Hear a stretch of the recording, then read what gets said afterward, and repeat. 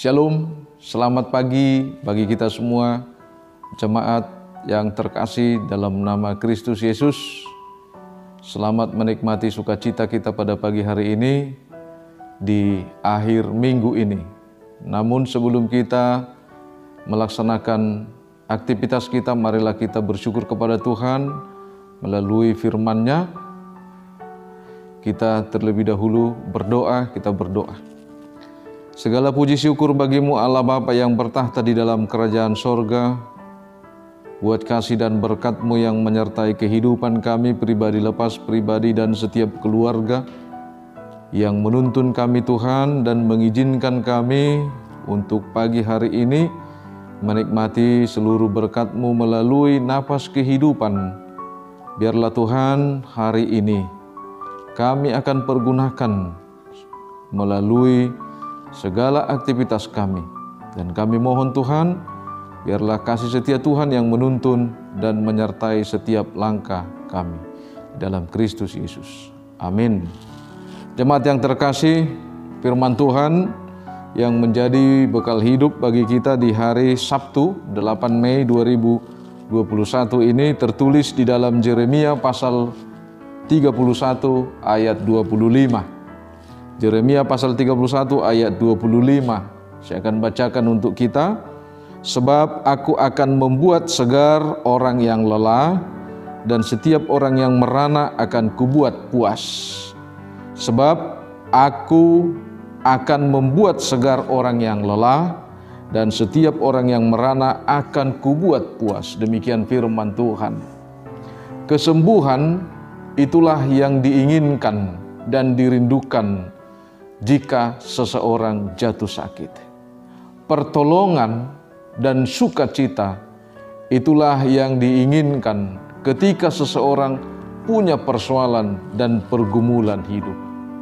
Namun jika kita jujur, apakah yang dilakukan sahabat atau saudara yang ada di sekitar kita, atau saudara yang dekat dengan kita, yang selama ini tempat kita bercanda dan bertawa, ketika kita jatuh sakit dan ketika kita berhadapan dengan pergumulan dan persoalan hidup ini, kecuali hanya soal masalah sabar dan kuat. Itu yang sering kita dengar, dan itu yang sering kita alami dari orang-orang yang dekat dengan kita. Ketika kita jatuh sakit, ketika kita menghadapi persoalan, tidak jauh dengan kata bersabar dan kuat.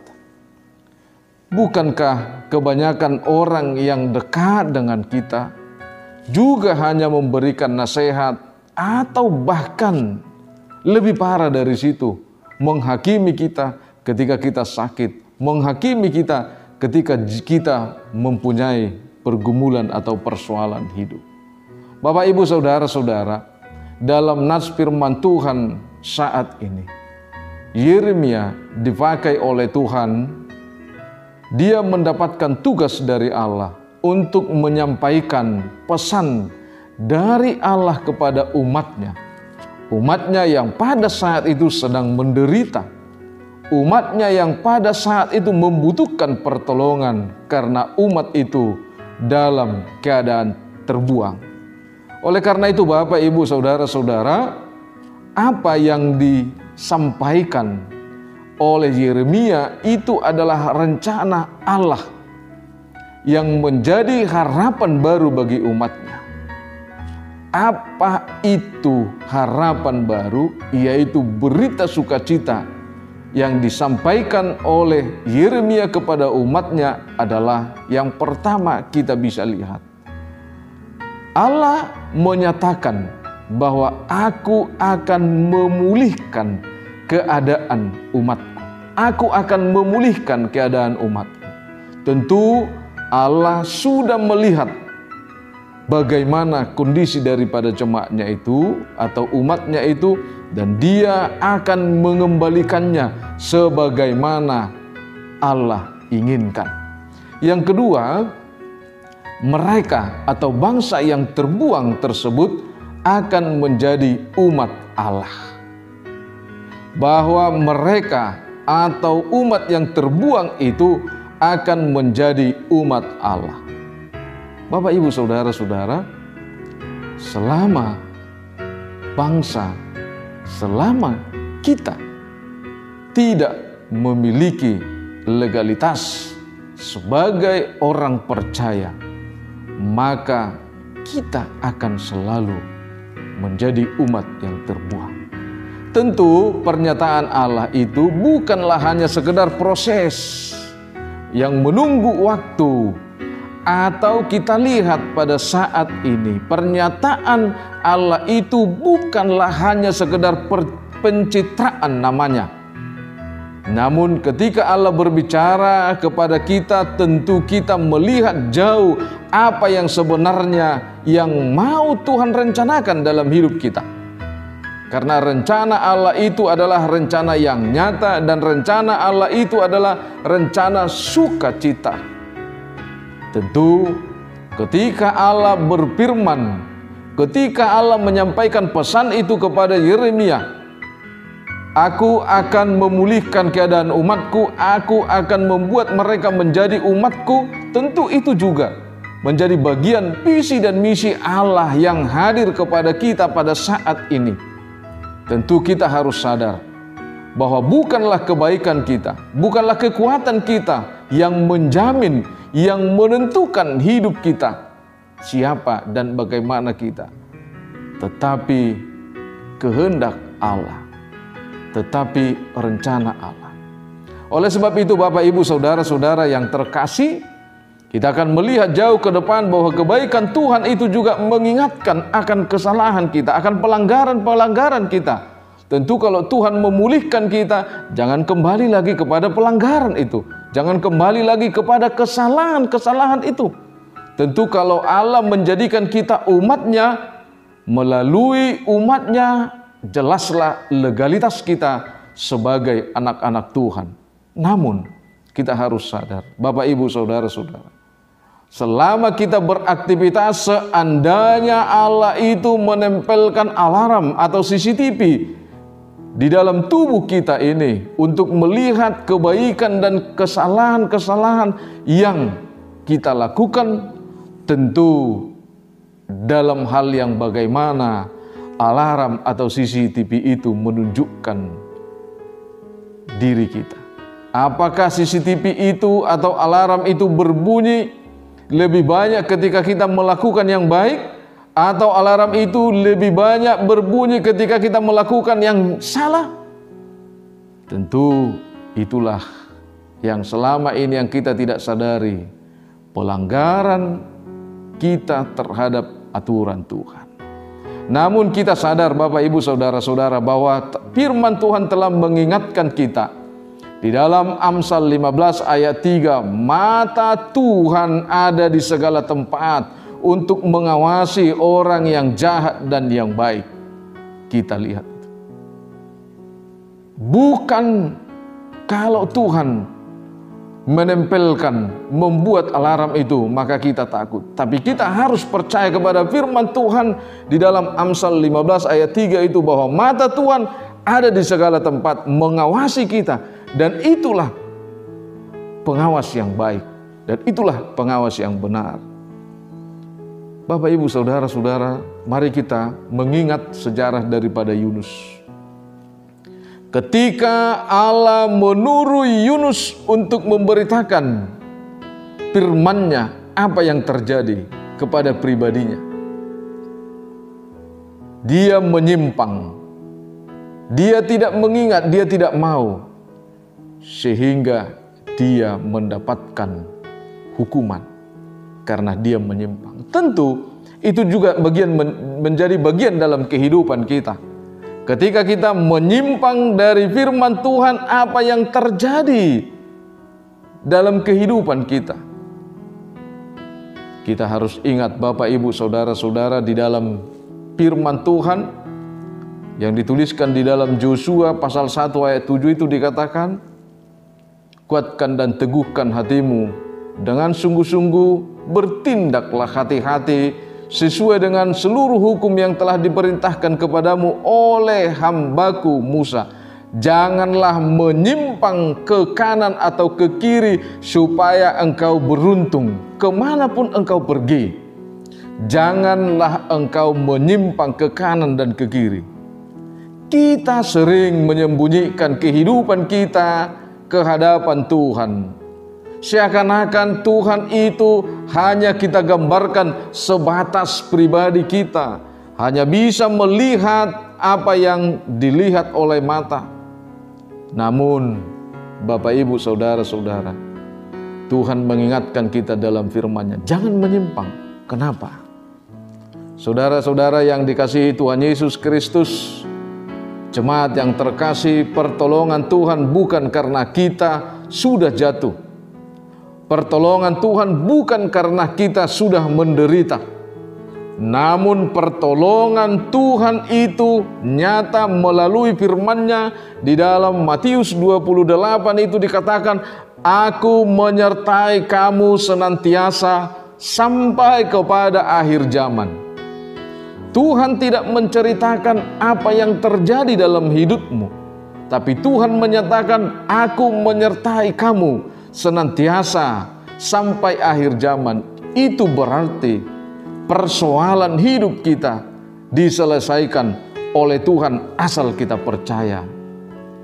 Buktinya, Bapak, Ibu, Saudara-saudara, kita akan membuktikan itu. Setiap orang percaya harus menjadikan firman itu pelita baginya, harus membuat firman itu terang baginya, supaya setiap langkah hidupnya, supaya apa yang dia lakukan berhubungan langsung dengan Tuhan. Firman Tuhan tidak bisa dipisahkan dari hidup orang percaya, karena firman Tuhan itu adalah pelita bagi setiap orang percaya, terang bagi setiap orang yang percaya. Karena itu, ketika kita percaya kepada Tuhan, kepada firman-Nya, Tuhan selalu berseru kepada kita, marilah kepadaku semua yang letih lesu dan berbeban berat. Aku akan memberikan kelegaan kepadamu setiap saat. Ketika kita percaya kepada firman-Nya, setiap saat Tuhan itu mengatakan, marilah kepadaku semua yang letih lesu dan berbeban berat. Aku akan memberikan kelegaan padamu. Kelegaan kepadamu. Tentu kelegaan itu adalah mengangkat semua persoalan yang ada dalam pikiranmu, mengangkat seluruh persoalan yang ada dalam hidupmu. Karena itu Bapak, Ibu, Saudara-saudara, kita harus percaya. Kesetiaan dan integritas setiap orang percaya harus nyata di hadapan Tuhan. Harus nyata melalui perbuatan kita. Seperti apa yang dituliskan di dalam Matius 6 ayat 33 itu, tetapi carilah dahulu kerajaan Allah dan kebenarannya, maka semua itu akan ditambahkan kepadamu. Jangan nomor duakan atau nomor sekiankan firman Tuhan demi kesenanganmu di dunia ini, tetapi nomor satukan, utamakan firman Tuhan, utamakan kerajaan Tuhan, maka semuanya akan kita dapatkan. Dan integritas itu, Bapak, Ibu, Saudara-saudara, harus kita tunjukkan juga melalui kesetiaan, sebagaimana diungkapkan di dalam Wahyu pasal 2 ayat 10 itu, hendaklah engkau setia sampai mati, aku akan mengaruniakan kepadamu mahkota kehidupan. Seperti apa yang dikatakan oleh firman Tuhan dalam hari ini, untuk kita pagi hari ini, ketika kita percaya setia kepada Yesus, maka itulah yang membuat hidupmu segar dari segala kelelahanmu, dan itulah yang melepaskanmu dari segala penderitaanmu. Kesetiaanmu dan integritasmu kepada Kristus, itulah yang membuat hidupmu segar dari segala kelelahan, melepaskan engkau dari segala penderitaan. Selamat beraktivitas. Tuhan bersamamu di dalam hidup. Amin, kita berdoa. Terima kasih Allah Bapa di sorga, buat penyertaan-Mu di dalam hidup kami pada pagi hari ini, yang telah memberikan firman-Mu di pagi hari ini, mengingatkan kami sebagaimana Tuhan apa yang kami hadapi dalam hidup kami ini.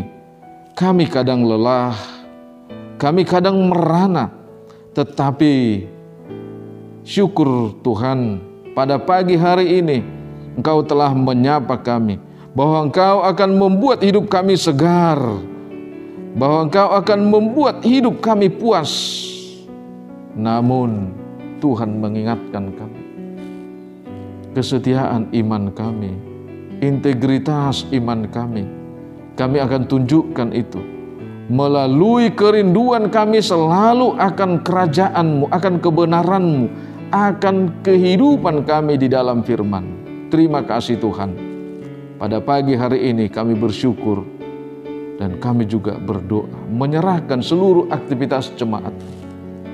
Dan kami juga Tuhan berdoa buat seluruh jemaat-Mu yang jatuh sakit, buat seluruh jemaat-Mu yang menghadapi persoalan kehidupan.